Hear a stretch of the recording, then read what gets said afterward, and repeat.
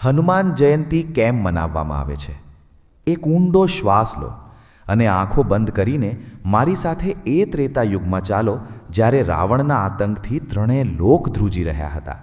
ધર્મની રક્ષા માટે શ્રી વિષ્ણુએ રામ તરીકે જન્મ લેવાનો સંકલ્પ કર્યો, પણ આ મહાસંગ્રામ માટે એક અફાટ શક્તિની જરૂર હતી.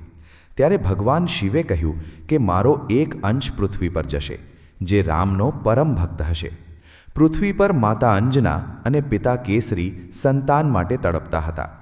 માતા અંજનાની કઠોર તપસ્યાથી શિવજી પ્રસન્ન થયા અને પવનદેવે શિવજીનો એ દિવ્ય અંશ માતા અંજના સુધી પહોંચાડ્યો.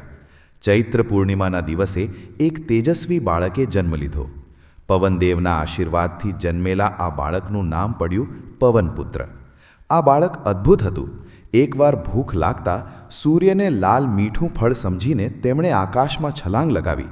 ઇન્દ્રદેવે ગભરાઈને વજ્રથી પ્રહાર કર્યો, જેનાથી તેમની હડપચી એટલે કે હનુ પર ઈજા થઈ અને આથી જ તેમનું નામ હનુમાન પડ્યું. પવનદેવ ક્રોધિત થયા ત્યારે બ્રહ્માજી સહિત તમામ દેવોએ આવીને બાળકને અગણિત વરદાનો આપ્યા અને સ્વયં સૂર્યદેવ તેમના ગુરુ બન્યા. હનુમાનજી પાસે અખૂટ શક્તિ હતી, અફાટ જ્ઞાન હતું, પણ તેમનામાં લેશ માત્ર અહંકાર ન હતો. તેમનું જીવન માત્ર એક જ નામ પર સમર્પિત હતું, શ્રી રામ. માતા સીતાની શોધ હોય કે લક્ષ્મણજી માટે સંજીવની લાવવાની હોય, તેમણે બધું જ નિસ્વાર્થ ભાવે કર્યું. રામજીએ પ્રસન્ન થઈને તેમને ભેટીને વરદાન આપ્યું કે હનુમાન, તું ચિરંજીવી છે.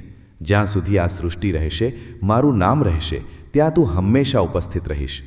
એટલે જ હનુમાન જયંતી માત્ર કોઈ જન્મદિવસ નથી, તે અહંકાર મુક્ત શક્તિ અને નિસ્વાર્થ સેવાનો ઉત્સવ છે.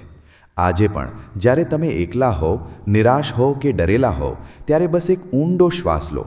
એ જે હવા તમારા શ્વાસમાં ગઈ, તે જ પવનપુત્ર હનુમાનના આશીર્વાદ છે.